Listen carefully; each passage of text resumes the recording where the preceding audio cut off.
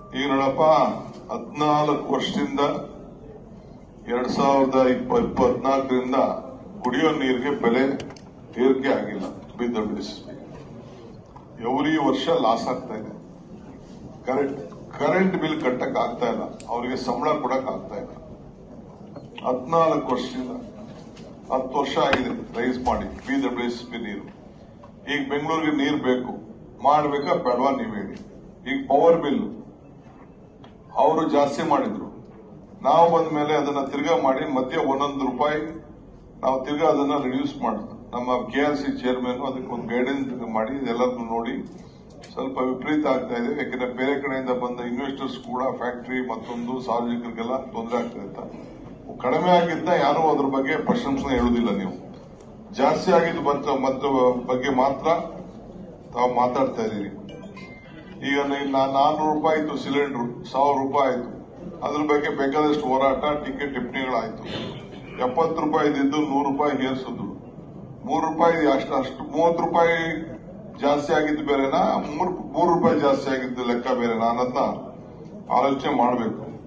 So ಕೃಷಿ ಯಂತ್ರೋಪಕರಣಕ್ಕೂ ಕೂಡ ಜಿಎಸ್ಟಿಗಳನ್ನ ಹಾಕಿದ್ದನ್ನ ನೀವೆಲ್ಲ ನೋಡಿದಿರಿ. ನೀವು ಕೂಡ ಅದ್ರ ಬಗ್ಗೆ ಎಲ್ಲ ಚರ್ಚೆ ಮಾಡಿದಿರಿ, ನೀವು ಬರೆದಿದ್ದೀರಿ. ಈಗ 102 ರೂಪಾಯಿ ಇದೆ ಪೆಟ್ರೋಲು, 88 ರೂಪಾಯಿ, 89 ರೂಪಾಯಿ ಡೀಸೆಲ್ ಇದೆ ಈ ಕರ್ನಾಟಕದಲ್ಲಿ. ಅಕ್ಕಪಕ್ಕ ರಾಜ್ಯದಲ್ಲೂ ಅದೇ ರೀತಿ ಹೋಗ್ತಾ ಇದೆ. ಈಗ ಮಹಾರಾಷ್ಟ್ರದಲ್ಲಿ 104 ರೂಪಾಯಿ ಬಂದಿದೆ. ಈಗ ನೋಡಪ್ಪ 14 ವರ್ಷದಿಂದ 2024ರಿಂದ ಕುಡಿಯೋ ನೀರಿಗೆ ಬೆಲೆ ಏರಿಕೆ ಆಗಿಲ್ಲ. ಎವ್ರಿ ವರ್ಷ ಲಾಸ್ ಆಗ್ತಾ ಇದೆ. ಕರೆಂಟ್ ಬಿಲ್ ಕಟ್ಟಕ್ ಆಗ್ತಾ ಇಲ್ಲ, ಅವರಿಗೆ ಸಂಬಳ ಕೊಡಕ್ ಆಗ್ತಾ ಇಲ್ಲ. 14 ವರ್ಷದಿಂದ 10 ವರ್ಷ ಆಗಿದೆ ರೈಸ್ ಮಾಡಿ ಬಿಡಬ್ಲ್ಯೂಎಸ್ಪಿ ನೀರು. ಈಗ ಬೆಂಗಳೂರಿಗೆ ನೀರು ಬೇಕು, ಮಾಡ್ಬೇಕಾ ಬೇಡವಾ ನೀವು ಹೇಳಿ.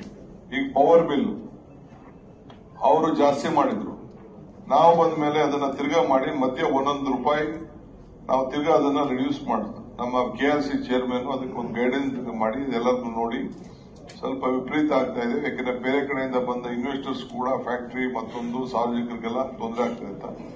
ಕಡಿಮೆ ಆಗಿದ್ದ ಯಾರು ಅದ್ರ ಬಗ್ಗೆ ಪ್ರಶಂಸನೆ ಹೇಳುದಿಲ್ಲ. ನೀವು ಜಾಸ್ತಿ ಆಗಿದ್ದು ಬಗ್ಗೆ ಮಾತ್ರ ತಾವು ಮಾತಾಡ್ತಾ ಇದ್ದೀರಿ. ಈಗ 400 ರೂಪಾಯಿ ಇತ್ತು ಸಿಲಿಂಡರ್, 1000 ರೂಪಾಯಿ ಆಯ್ತು. ಅದ್ರ ಬಗ್ಗೆ ಬೇಕಾದಷ್ಟು ಹೋರಾಟ, ಟಿಕೆಟ್ ಟಿಪ್ಪಣಿಗಳಾಯ್ತು. 70 ರೂಪಾಯಿ ಇದ್ದು 100 ರೂಪಾಯಿ ಏರಿಸಿದ್ರು. 3 ರೂಪಾಯಿ ಅಷ್ಟು 30 ರೂಪಾಯಿ ಜಾಸ್ತಿ ಆಗಿದ್ದು ಬೇರೆನಾ, 3 ರೂಪಾಯಿ ಜಾಸ್ತಿ ಆಗಿದ್ದು ಲೆಕ್ಕ ಬೇರೆನಾ ಅನ್ನೋದನ್ನ ಆಲೋಚನೆ ಮಾಡಬೇಕು. ಸೊ ಕೃಷಿ ಯಂತ್ರೋಪಕರಣಕ್ಕೂ ಕೂಡ ಜಿಎಸ್ಟಿಗಳನ್ನ ಹಾಕಿದ್ದನ್ನ ನೀವೆಲ್ಲ ನೋಡಿದಿರಿ, ನೀವು ಕೂಡ ಅದ್ರ ಬಗ್ಗೆ ಎಲ್ಲ ಚರ್ಚೆ ಮಾಡಿದಿರಿ, ನೀವು ಬರೆದಿದ್ದೀರಿ.